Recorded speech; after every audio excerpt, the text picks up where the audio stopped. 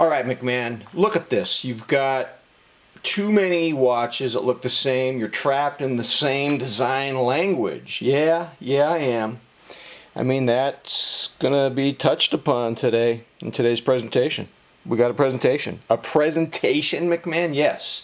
It's called What Do Watch Addicts Talk About When They Talk About Watches? So it's one thing to meet fellow watch addicts online and to discuss the mental strain of being a watch addict.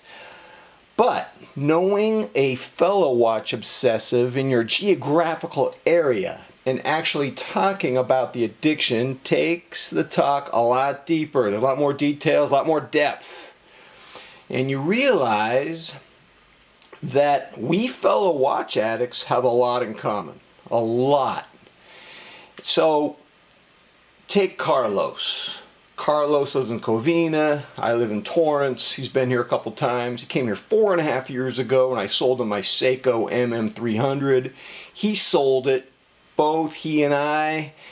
And it's one of those watches, you love to look at it online, but then you get it and the proportions are off. It's really thick and chunky, and yet the dial is small. So I don't know, doesn't work. So that was 4.5 years ago.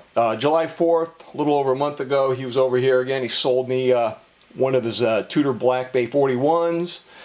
He had the steel one. I sold mine. He's selling his. You know, both Carlos and I are stuck in the Seiko prison, the Seiko design language, and we talked about that. We had some complaints about our watch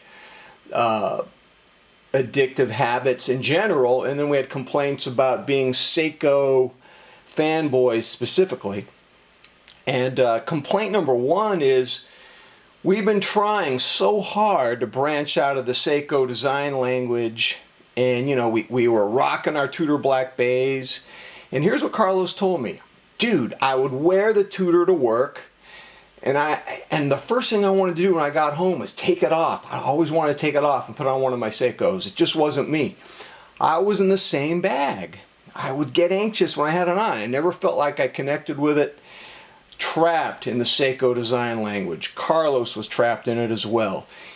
I guess we were kind of like Dorothy in The Wizard of Oz, you know, when we were wearing the Tudor. We wanted to go back to Kansas. Seiko was our Kansas. This reminds me of George Carlin bit, in which he contrasts the military aspects of football and baseball. You know, in football, you know, you're penetrating the defense and crossing the end zone. And in baseball, you want to go home. Seiko is home. I tried to make another home. It didn't work for me. So, complaint number two. When you're trapped in the Seiko design language, there's a tendency for all the watches to kind of look the same. I mean, yeah, they look the same, man. It's a drag. They just kind of look, oh, they are kind of the same. Look at that, man. I mean, one's black, one's blue, but it's the same watch, you know? Look at that, man. And it's kind of boring. You know, you look at your box, what do you got, one watch, really? You just kind of variation on a theme by Brahms.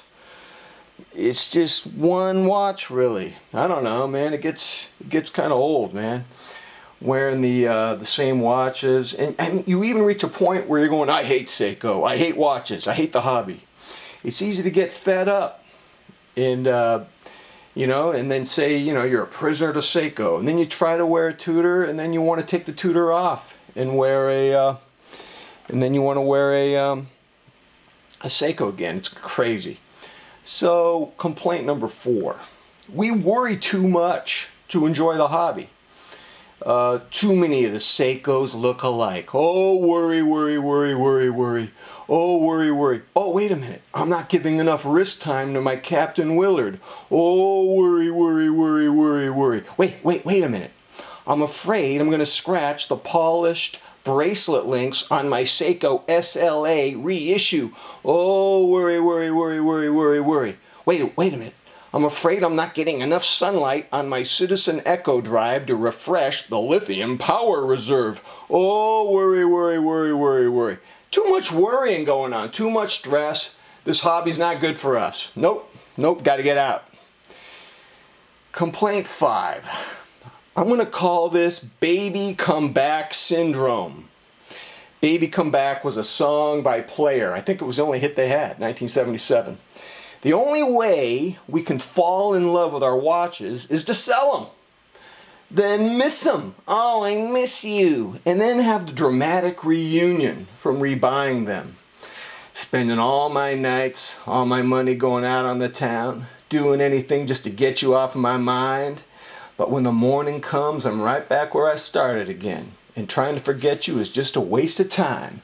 Baby, come back. Any kind of fool could see there was something and everything about you. And by the way, if you're singing a song to a watch, you need an intervention. Yep, you need an intervention. Come on, man. You're singing Baby Come Back and you're rebuying. It's disgusting. It's childish. Speaking of childish, this brings us to complaint number 6. Carlos and I had a conversation about 4 days ago. And we were saying, you know what, man? These childish watch habits do not complement our age. This is not mature behavior, man. Carlos is 50. I'm 59. We're too old to play the baby come back game. You know what I'm saying? It's like that's the drama you want in high school, man. We're not in high school anymore. That's stagnation, man. We need to grow. We need to mature. We have families to raise. We have personal self-care to tend to. Oh, worry. All right, so that's a problem. Complaint number 7. The watches that we convince ourselves are necessary to our collection become a burden to wear. Wearing them, according to Carlos, feels like labor. It feels like a job. And we start saying, I bought the watch, I need to wear it to justify the money I spent on it. Oh my God, oh, worry. Oh, and then you feel like you got to sell it and you feel guilty. And you start singing a song to the watch, Ambrosia, How Much I Feel. But I don't know how this whole business started. Oh, you thinking that I'd been untrue? But if you think that we'd better be parted, I'm going to hurt me, but I'll break away from you. Well, just give me the sign. I will be gone. Yeah. And then you put it on eBay. Oh, worry. Hey, if you're singing an Ambrosia love ballad to your watch, you do need an intervention. I'm telling you that right here and now. Okay, complaint 8. This brings us to our final complaint. How can you be happy with your watch collection when you're getting in the way of your own happiness? Here's what I'm trying to say. You are getting in the way of you. The problem isn't the watches. The problem is your personal situation. Oh, worry. Stop trying to resolve your personal situation with the watch collection. Instead, address the personal situation directly. Can you feel me? So, here's what I can tell you. Watches can make me happy, just like food can make me happy. I love to eat. I love carne asada tacos. I love pesto pasta on angel hair.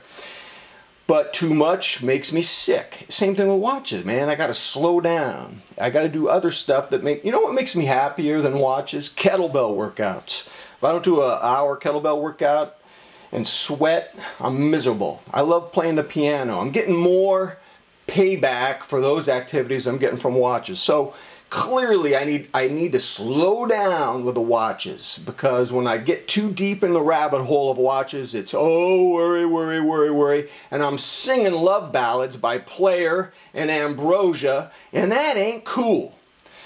Ladies and gentlemen, these thoughts were gleaned from some conversations I had with Carlos in the last week. I hope you connect with some of these issues, or I hope you can laugh at them. Let me know if you have some similar complaints. And until next time, I'm out.